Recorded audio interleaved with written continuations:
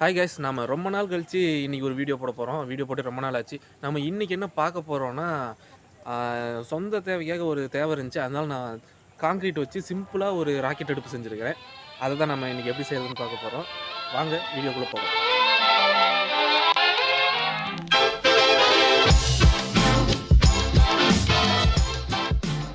Okay friends, இப்போ நம்ம first என்ன தேவைன்னா, எங்கள் வீட்டில் ஒரு டஸ்ட்பின் இருந்துச்சு, அதை எடுத்துக்கிட்டேன். அது கூட தெர்மாக்கோல் பீசஸ் இந்த மாதிரி ரவுண்டாக கட் பண்ணி எடுத்துக்கிட்டேன். 2 பீசஸாக எடுத்துக்கிட்டேன். இப்போ வந்து அது கூட சிமெண்ட்டு நான் மணல் கூட கலந்து வச்சுக்கிட்டேன். இப்போ வந்து என்ன பண்ண போகிறோன்னா, சிமெண்ட்டு தண்ணியில் கலந்துக்கிட்டு, இப்போ தெர்மாக்கோல் பீஸ் கட் பண்ணி வச்சுருந்தோம் இல்லைங்களா, அதை வந்து அந்த பெரிய பீஸை வந்து நடுவில் நம்ம வைக்க போகிறோம். வச்சு எல்லா பக்கமும் கேப் இருக்கணும். நடுவில் கரெக்டாக சென்டரில் இருக்கிற மாதிரி வச்சுட்டு சுற்றியும் கான்க்ரீட் போட போகிறோம். தெர்மாக்கோல் மேலே வராமல் பார்த்துக்கணும். சுற்றியும் கான்க்ரீட்டை போட்டுட்டு அது ஃபுல்லாக வரைக்கும் தெர்மாக்கோல் லெவலுக்கு கான்க்ரீட் போடணும் ஃபுல்லாக.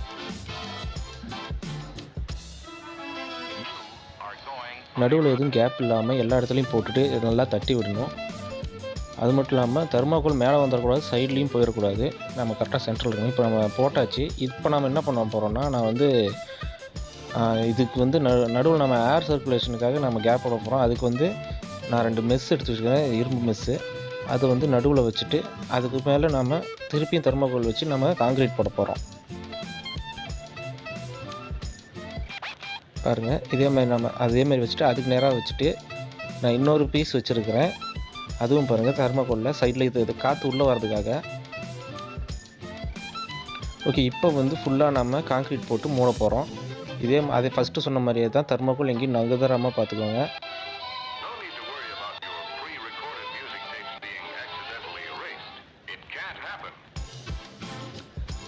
ஓகே, இப்போ வந்து நம்ம ஃபுல்லாக போட்டாச்சு. என்கிட்ட இன்னும் கொஞ்சம் மெஸ்ஸு கம்மியாக கொஞ்சம் இருக்குது.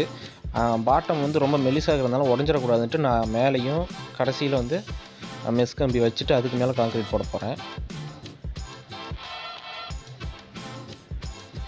ஸ்ட்ராங்காக இருக்கணுன்றதுக்காக தான், உடஞ்சிடக்கூடாதுல்ல, அதுக்காக நம்ம வச்சுட்டு இதுக்கு மேலே மறுபடியும் கான்க்ரீட்டை போட்டு மூட போகிறோம்.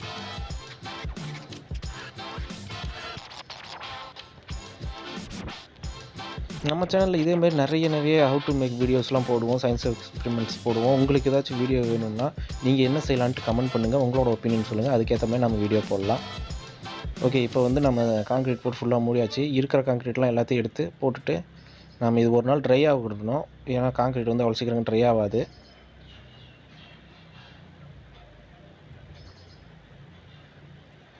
ஓகே, இப்போ எப்படி செய்றதுன்னு பார்த்துருப்பீங்க. இப்போ செட் ஆகட்டும்.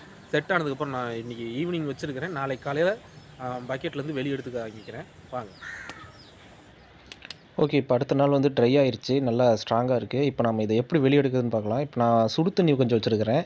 இப்போ சுடு தண்ணி வந்து அது சுற்றியும் மேலே ஊற்றுனோம்னா பிளாஸ்டிக் தானே, கொஞ்சம் விரிவடையும். நாம் அப்போ எடுத்துடலாம். ரொம்ப சூடாக இருக்கணும்னு இல்லை, கொஞ்சம் சூடாக இருந்தால் போதும். இப்போ ஊற்றியாச்சு. இப்போ பாருங்கள், அழகாக வந்துடும். ஈஸியாகவே வரும் பாருங்கள். எடுத்தோன்னே வந்துருச்சு பாருங்கள். இப்போ நம்ம கான்க்ரீட் நல்லா செட் ஆகிருக்குது. லைட்டாக கொஞ்சம் ஈரமாக இருக்குது, அது ஒன்றும் பிரச்சனை இல்லை. இப்போ நாம் வந்து தெர்மாக்கோலை இப்போ வெளியே எடுக்கணும்.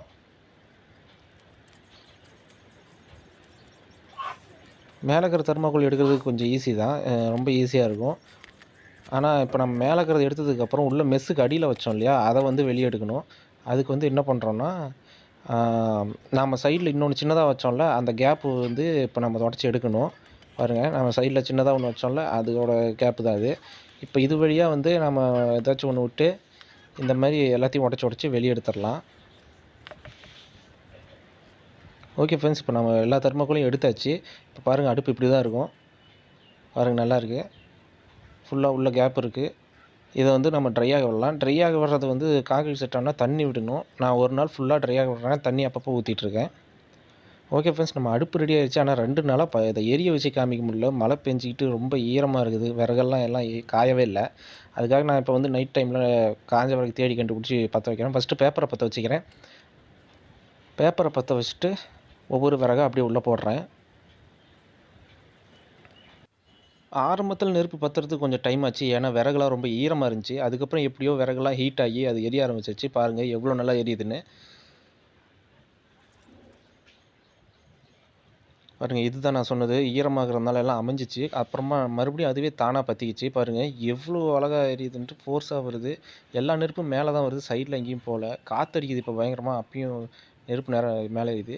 இப்போ நம்ம இத ஹீட்டு கம்மி பண்ணணும்னா, நம்ம இப்போ அடியில இருக்கிற ஓட்டைய வந்து இந்த மாரி பேப்பர் வச்சு ஏதாச்சும் வச்சு அடைச்சோம்னா, உடனே ஹீட் கம்மியாயிரும். நான் பண்ண தப்பு என்னன்னா, ஈரமாகிற விரவ போட்டேன். கம்மியாக்குறன்ற பேர்ல நெருப்பையும் அணைச்சுட்டேன். மறுபடியும் அது தானா கொஞ்ச நேரம் கழிச்சு தானா எரிஞ்சுச்சு. பாருங்க எவ்வளோ நல்லா எரியுது. நான் உங்களுக்கு காமிக்கிறேன். அடியில காத்து போற இடத்த காமிக்கிறேன். சாம்பல் மட்டும் கீழ விழுந்துரும். கரெக்ட்டா காத்து மேல போறதுனால கரெக்ட்டா இது அவ்வளோ அழகா எரியுது பாருங்க.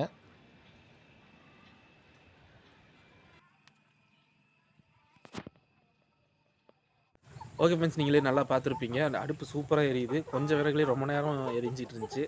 நம்ம அதில ஹீட் குறைச்சிக்கவும் முடிஞ்சுச்சு, அதிகப்படுத்திக்கவும் முடிஞ்சுச்சு. நம்ம எல்லாமே அந்த கேப் தான்.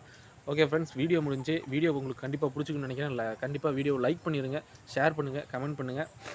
மறக்காம நம்ம சேனல சப்ஸ்கிரைப் பண்ணிருங்க. அப்பதான் நோட்டிஃபிகேஷன் உடனே உங்களுக்கு வரும். ஓகே ஃப்ரெண்ட்ஸ், அடுத்த வீடியோல பார்க்கலாம். உங்களுக்கு ஏதாச்சும் இதே மாரி செய்யணும்னு தோணுச்சுன்னா கமெண்ட்ல போடுங்க. நான் அதே மாரி செய்யறதுக்கு ட்ரை பண்றேன். பாய்.